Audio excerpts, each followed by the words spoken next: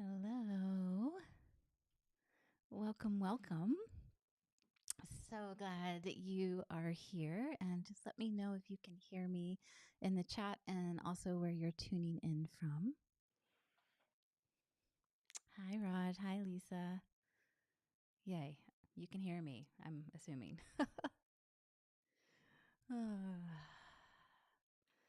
Happy Wednesday. I'm just going to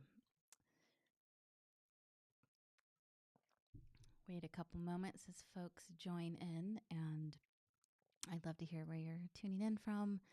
And so I am tuning in from right now the mountains of Appalachia outside of Asheville, North Carolina. And I tend to be in the mountains or by the sea. I'm a mermaid at heart.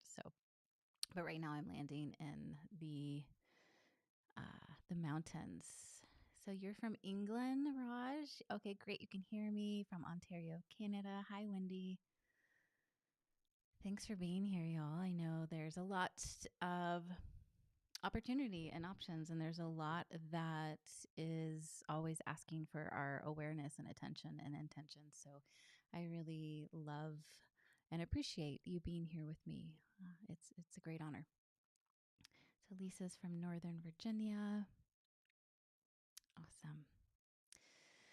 Well, this, as I mentioned in the email, if you maybe you haven't seen the email, but this is a topic we're going to be going in today is intuition and psychic space, and it's not only near and dear to my heart. It's something I've been in study with. I've been walking with for a very long time. I've been a professional psychic intuitive reader for about 20 years now, which is a little bit crazy to say. I was like, is that right? When I was thinking about it, I was like, oh my God, that is right. In fact, it's over 20 years and time flies. But one of the things that I think has come up maybe in the top five inquiries, questions, things that I've worked with people individually and also in group programs is how do I know it's my intuition? Where is it from the mental field, the imagination? What's the difference between imagination and intuition? And then also, if you're already in the healing reading space, so you don't have to be necessarily the sign on your door is a psychic or intuitive, but if you're in the healing capacity, and really just if you are a sensitive human, is anytime you are getting those intuitive inputs, that you're receiving information. It could be, especially too, as a mom, you just have a gut knowing when you need to check on your kid, or if you are in the healing space, that you might be a massage therapist and you receive images or you hear different insights or messages while you are working with your clients or as a therapist.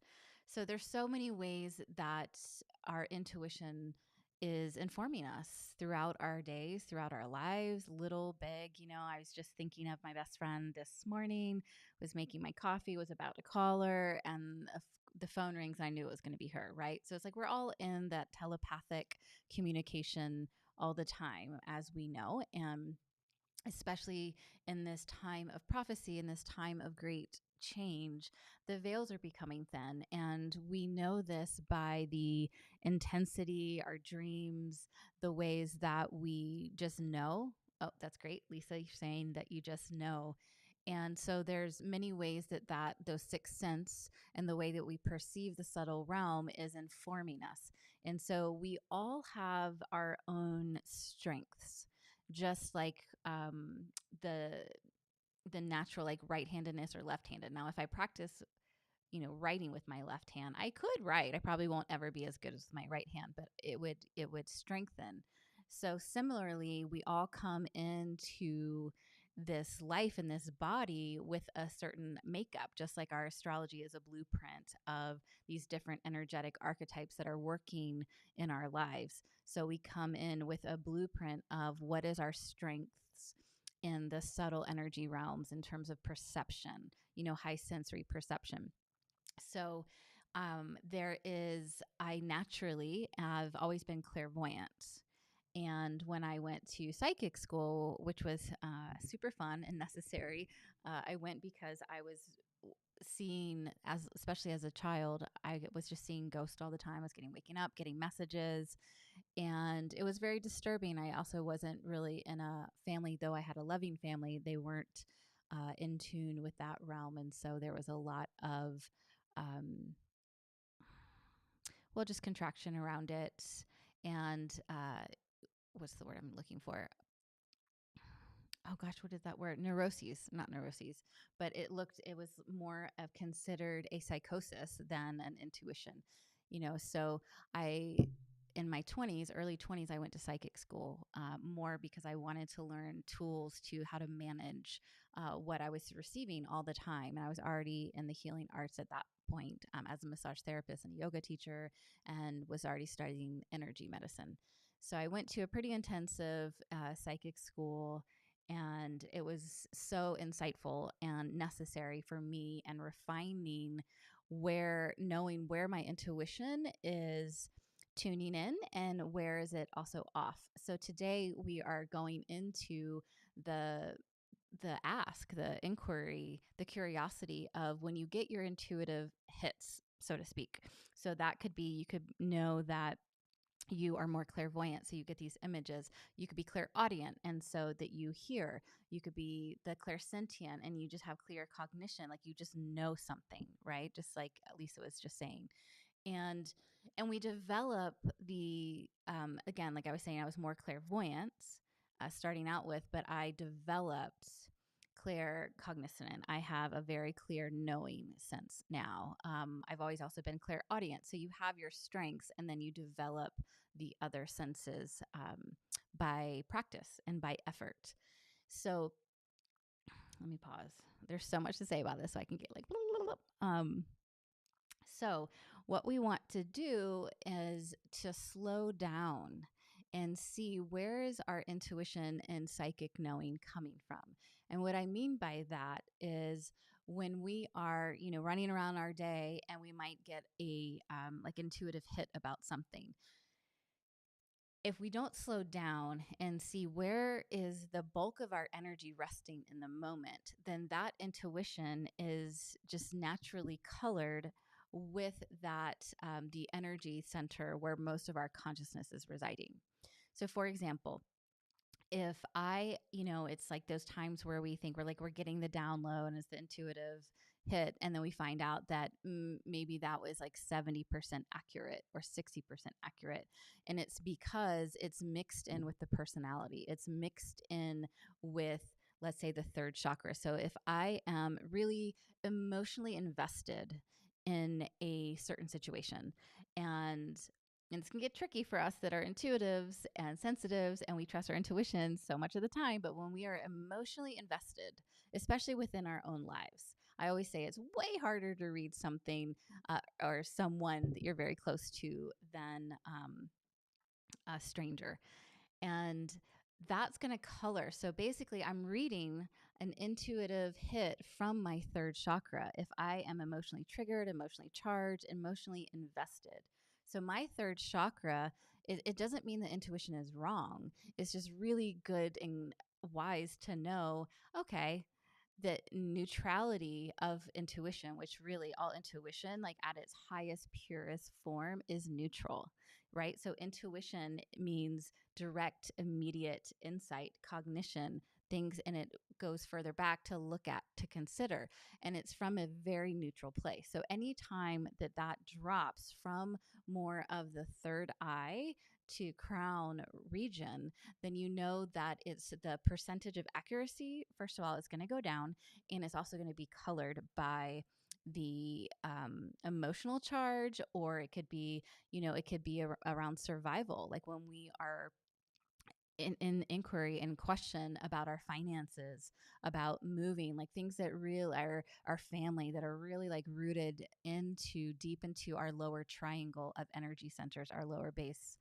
centers. That is going to be colored by it unless we practice, slow down, notice, like, okay, my base center is really activated in this inquiry. So even though I think I have the like clarity, I feel it in my body. I have this like clear image that comes in, if I haven't run my energy and I know that I'm sitting in the place of neutrality, then that intuition, that knowing is, again, it is influenced by my base chakra or influenced by my third chakra. Similarly, a lot of times, especially when we are empaths and, we feel so deeply and we care so deeply, and it's can sometimes be a misconception of we just need to sit in the heart, and then through the heart we're going to know, right? And there is truth to that, of course, like in our own, and I talk about this, in our higher heart and the divine rest in our heart, and that's true. So I'm not saying that you don't trust your heart, but when we are in a place of personality more or attachment, again, the best, easiest way to know where you're at is, are you neutral? Right. And so when we are really feeling, like right now, a dear friend is going through a lot right now. And my partner asks, like, well, what do you see about it? And I mean, I can get emotional just talking about it. Is there's no way that I have a clear perception of what, in terms of professionally, like as a reader, or even just like what is the intuitive hit. My heart is so invested in a certain outcome for this person that I love dearly. And so it's okay. It's just knowing that, like, I'm not going to have that neutral perception. So I can have feelings, and I have this sense of, okay, my body, like when I tune into one outcome versus another, I can be aware of my body's response, and I'll trust that more than necessarily an image, especially when I'm emotionally invested. But it's still not going to be necessarily neutral or clear reading, so to speak. Is this making sense? I'm going to pause for a second. Let's see what's.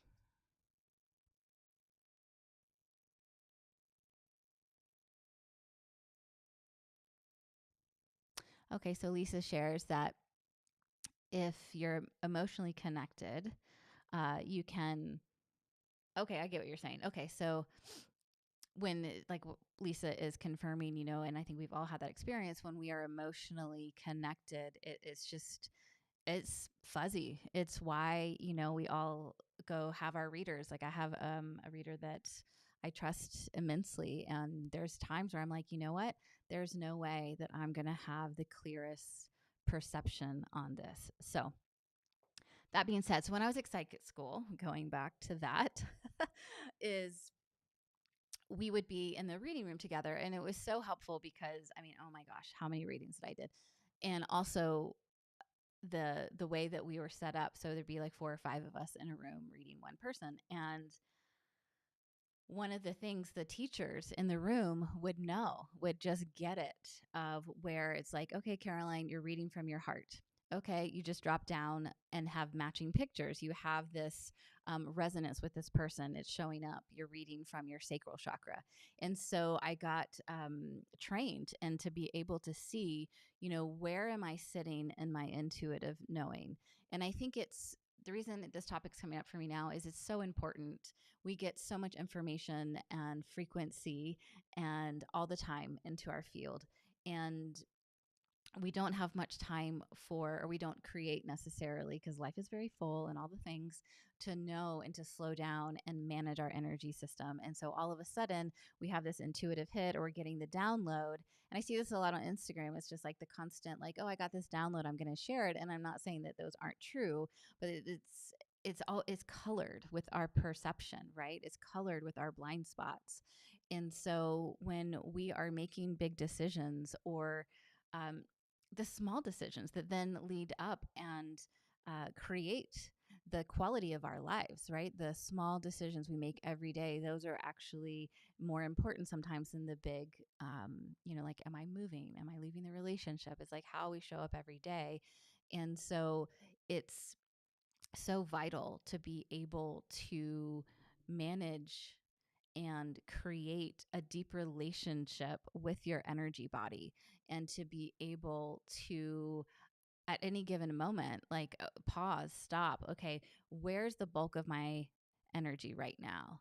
And the more you can train yourself, it's like, oh, here I am. Okay, the bulk of my energy is in my heart. Okay, I'm going to like take a couple breaths. It's really very simple. You could be in the grocery store, driving, using your breath to massage, to enliven the chakra system on the Sushumna, getting things in balance. And of course, there's always more to balance, but you can get it in more equilibrium than you were a moment before simply by awareness, by presence.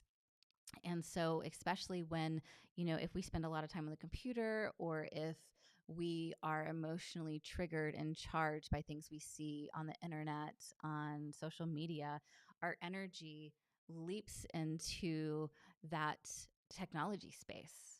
So all of a sudden, we don't have full presence here. So we're getting all this information. We might think that, okay, the insight comes, here's this going on, blah blah blah, but it's like we weren't in a place of neutrality, right? It just triggered something in our own system, and now we have like the greatest idea of our lives and on this plan, and then that's like most of the time when something like that happens, it falls short, right? Where we've all had that experience where, okay, for example, I was walking my dog the other day and and it is where I get a lot of ideas and clarity. But I was thinking about something that, again, I wasn't neutral about. And I had this like idea of like, oh, that's what we should do. Maybe do this, maybe do that. And again, like, so the mental body was really activated. And I caught myself, I came home and told my sweetie, I was like, oh, because I used the language, right? I said, oh, I got this download about X, Y, and Z. And it was like, actually, I had an idea about X, Y, and Z. And I think that is a really important distinction.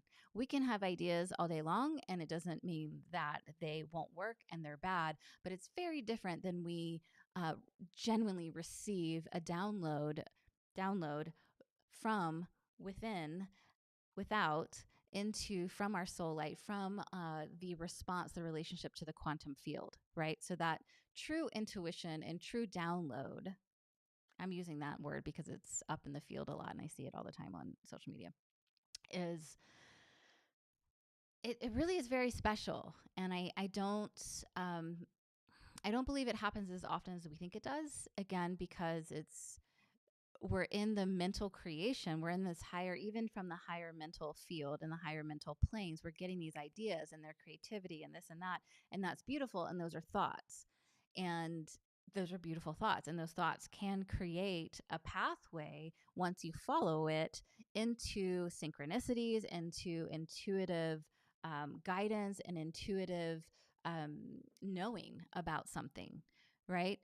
But that's the origin of it is a thought. Is not necessarily the download from your soul. Does this make sense? Do you understand the distinction? And I'd love to hear, in the chat if any of you have, or like, oh, I totally get that. I was like, okay, here's like the intuitive download from my soul, and this is what's happening. And then realizing like a day or so later, like once you let it settle, it's like, oh, okay, that was an inspired thought. But once I tracked it long enough, once I let it go through my whole system, through the right brain, left brain, intuitive self, but also the practical self, it actually doesn't land. Right. And yeah, so that's partly what we're up to today. We're going to see like where is your energy residing in your intuitive space, in your psychic space, and how you can use really simple tools to be able to come to neutrality. So especially if you are a healer, if you're a reader, if you really are cultivating a deep relationship with your intuition, you can refine that place of accuracy for yourself, for your family, for your community, and for your clients. Just going to pause here before we go into it. Is any questions or insights?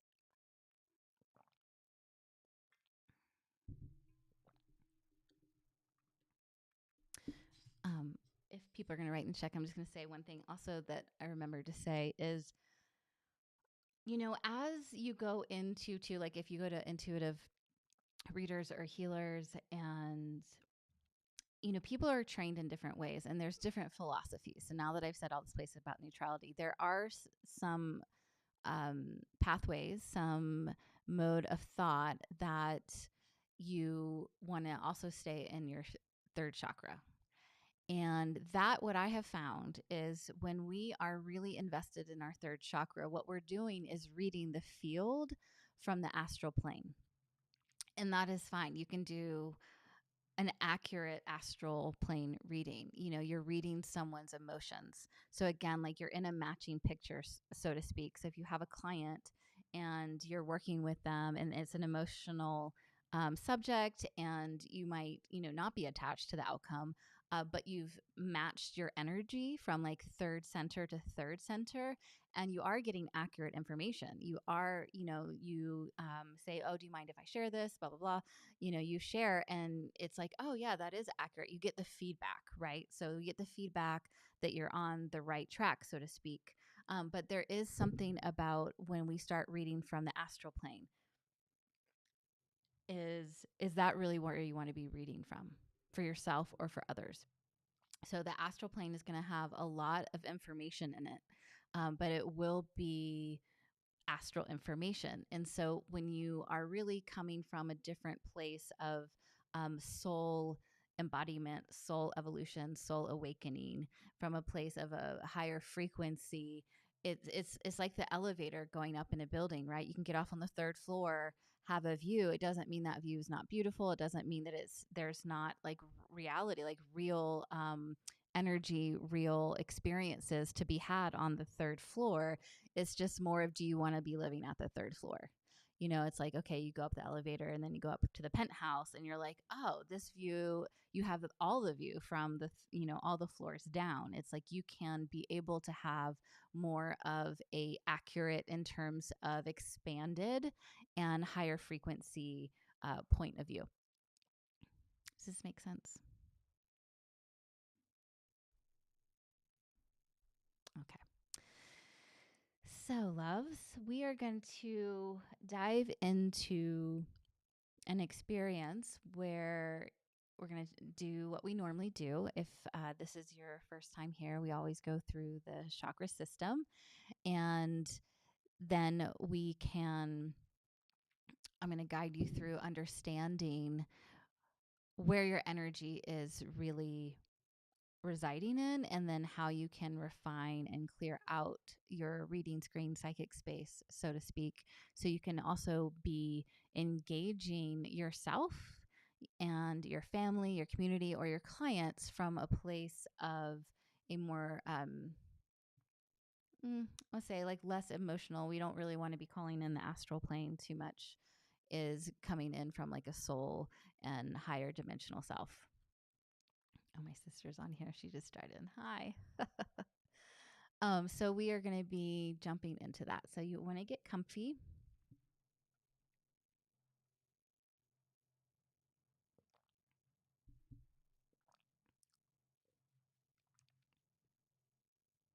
So as always, you want to be able to have your spine nice and straight. So you can be on the floor if you don't feel like you're going to fall asleep. You can put a pillow under your knees, but you want to make sure that your spine is nice and straight. So you don't want to put a pillow that will crunch the energy that's going from the fourth center up into the fifth center. You can rest your body against the wall or a chair. And we will begin.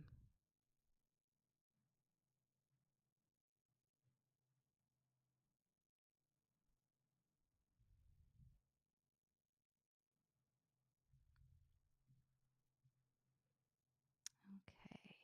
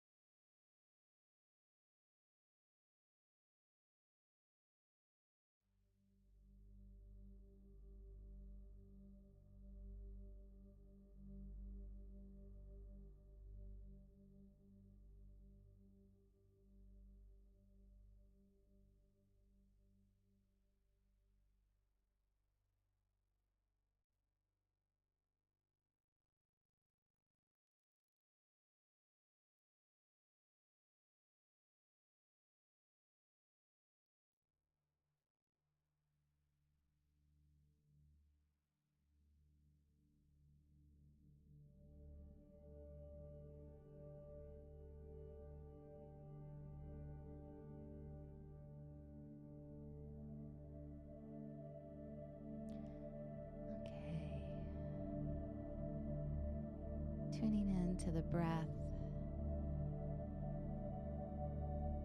noticing your inhalations and your exhalations.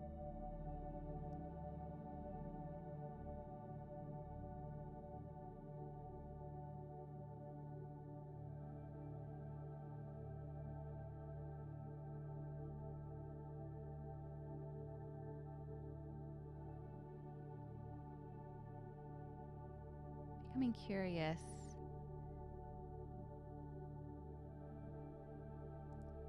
what's happening in your body, in your mind, and your emotions this morning or this afternoon.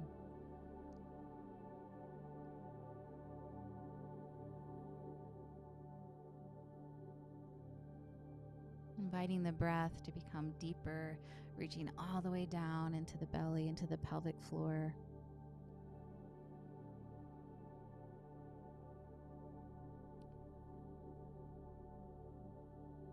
Expanding the rib cage, relaxing the shoulders, relaxing the jaw, the crown, reaching up towards the heavens.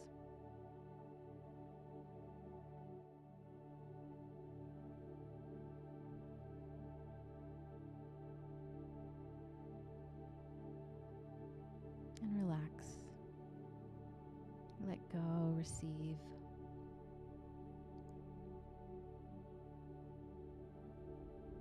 Feeling the weight of your body on the chair or the floor, being supported by the earth underneath you.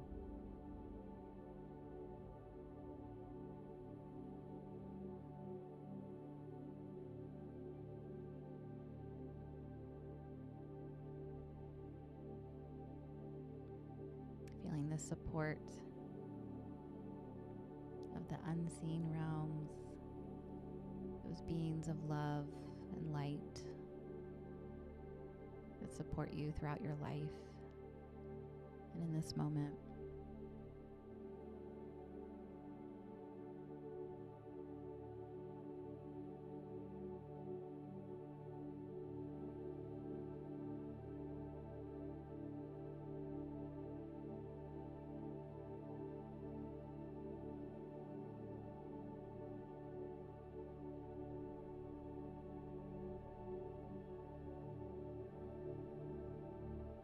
And with curiosity, trusting what the first intuition that you have is, where's the bulk of your consciousness, your awareness today, in this moment? Do you feel it in your belly, in your heart, or maybe it's in your head? And just notice what you notice.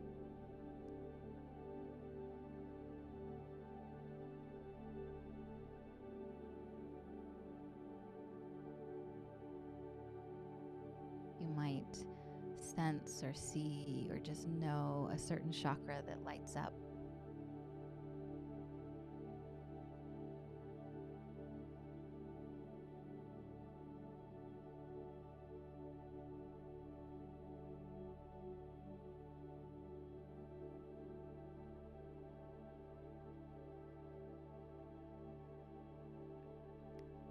And taking the next few rounds of breath,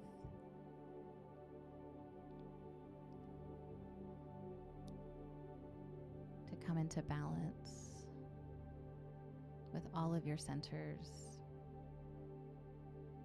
resting right along the spinal column, the energetic central channel. Goes from the base of the spine all the way to the top of the head.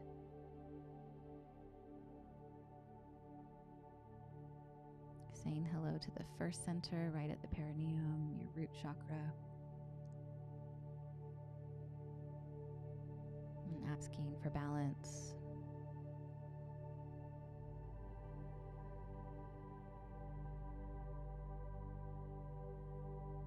And moving up into the sacral space, your second chakra, your reproductive organs, your womb center.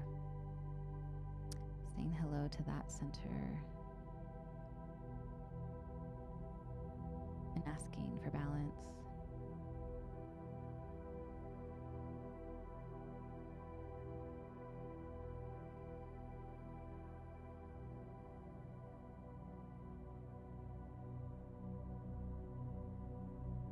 Moving up to the third center, your solar plexus.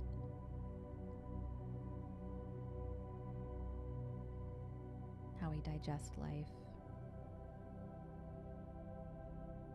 Saying hello to this center and asking for balance.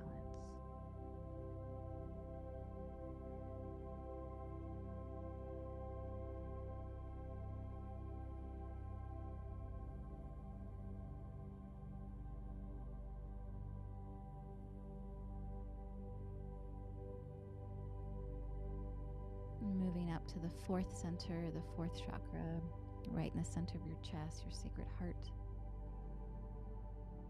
Again, just notice what you notice, saying hello to this energy space.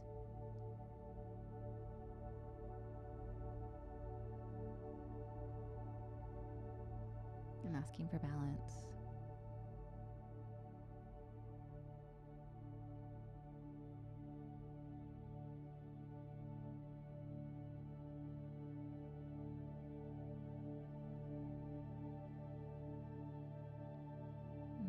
Up to your throat center. Notice what you notice.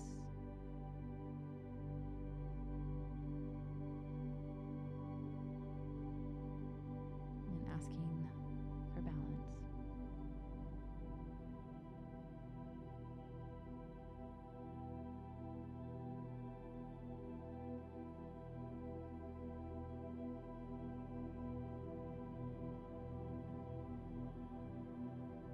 Moving up to the third eye, the point between the eyebrows. It relates also into the brain.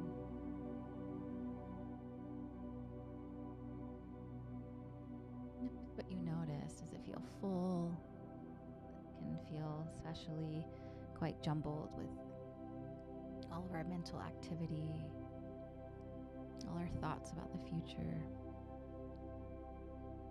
Just asking this space to come into present time.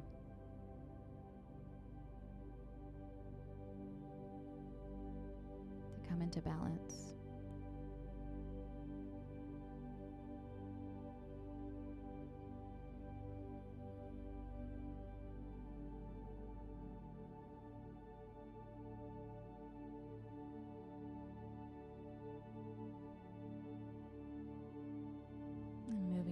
Up to the crown center at the top of the head. Noticing what you notice, how open does the crown feel? Do you feel like you're wearing like a swimming cap? Just asking for the petals on the top of the head, the crown center, to unfold, unfurl.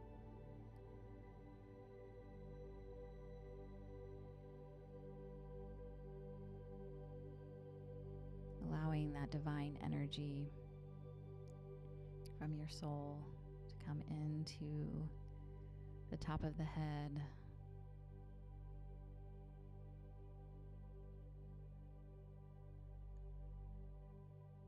Trickling down into your brain, to the brain stem.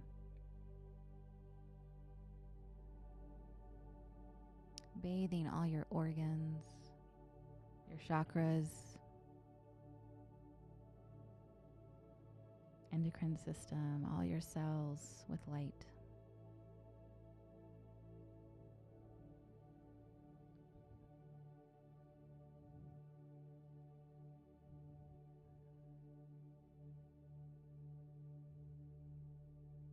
Seeing if there's a way that you can relax just a little bit more to receive this golden frequency,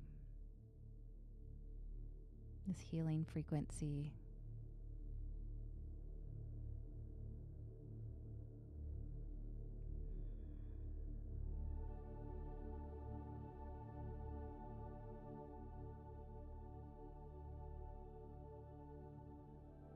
And relax,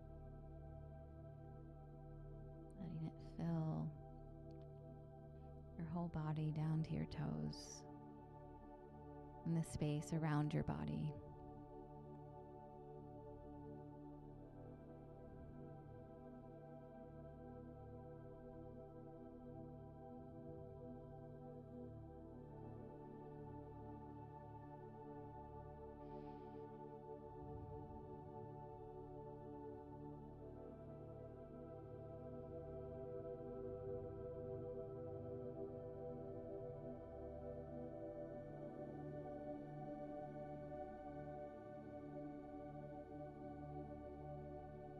Relax and receive.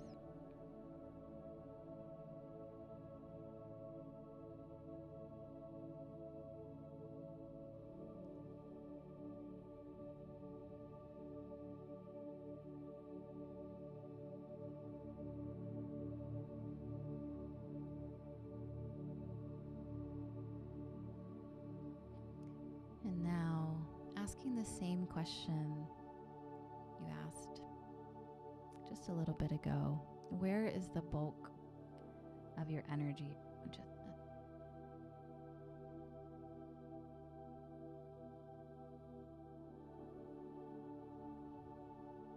Where is your presence landing in your field?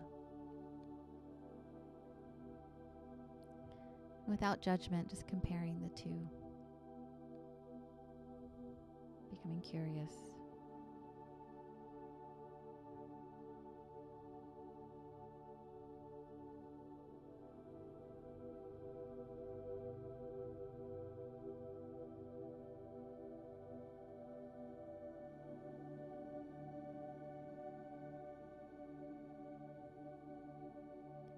And now think of a certain situation in your life that you would love to receive intuitive guidance, that there's something that's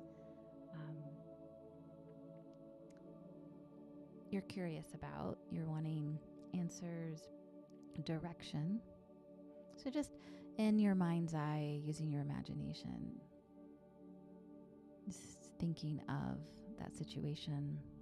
It could be about a job, a person, your health, a creative project.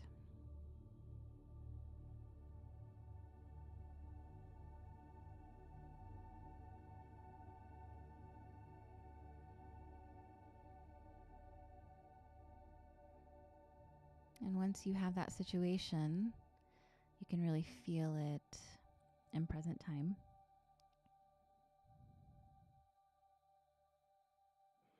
Asking, what is one intuitive offering? You're just asking your soul, yourself, from this place of relaxed and awake.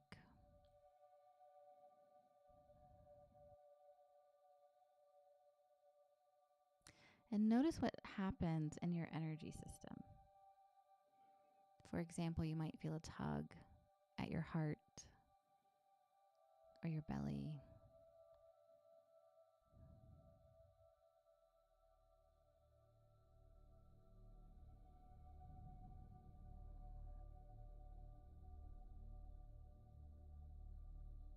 And we're just noticing what we notice.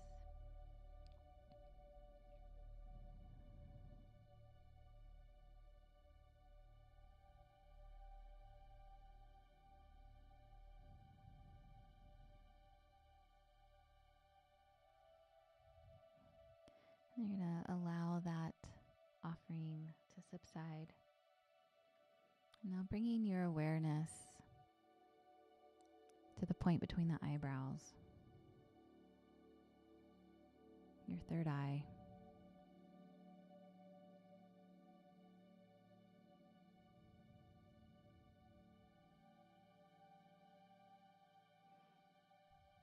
And while keeping your awareness at this place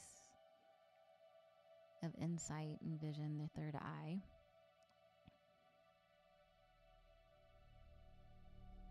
thinking of that same situation.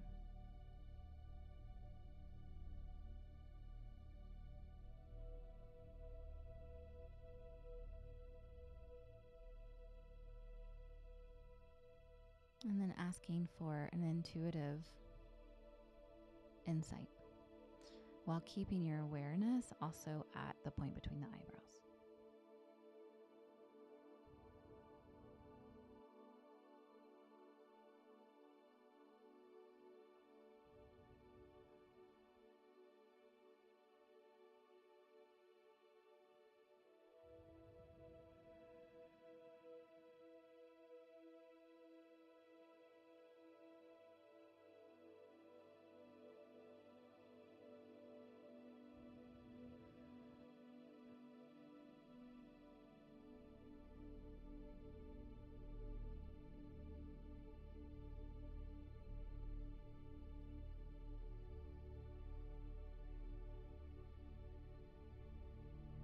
Just relax and breathe.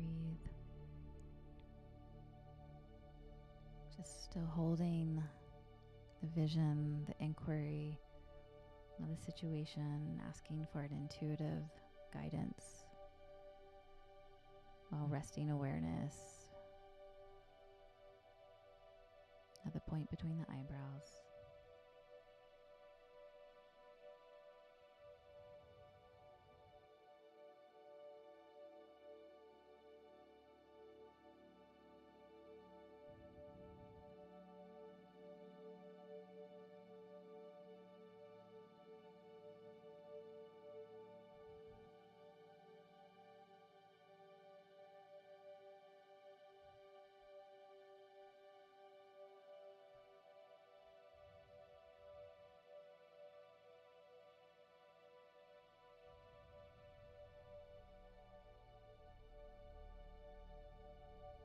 And letting that intention subside, tuning back into your breath as it moves up and down your central channel, a column of light from the base of the spine to the top of the head.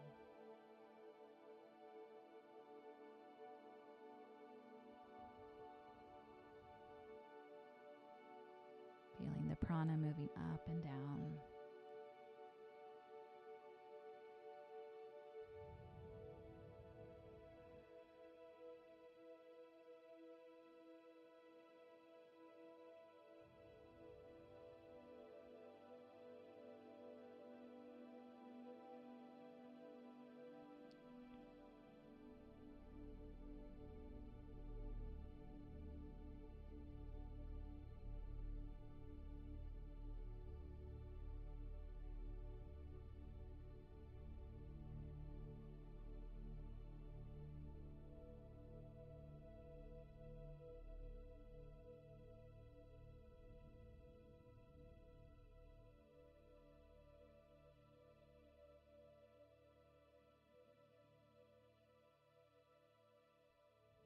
And letting that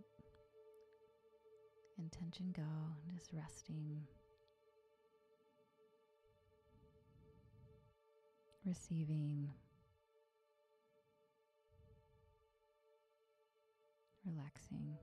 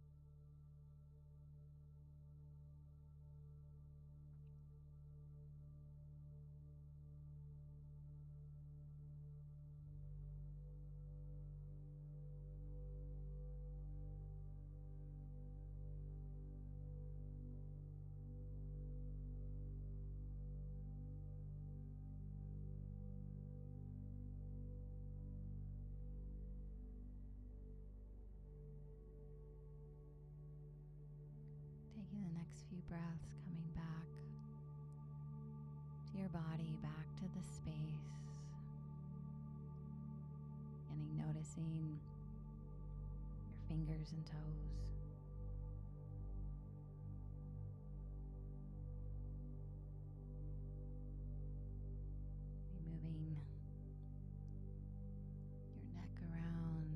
yourself a nice stretch, returning all the way back to the world of the senses, back to 3D.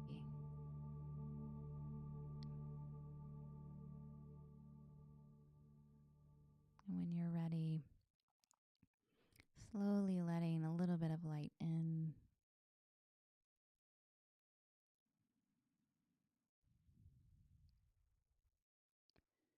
And coming back to the room and opening your eyes completely when you're ready.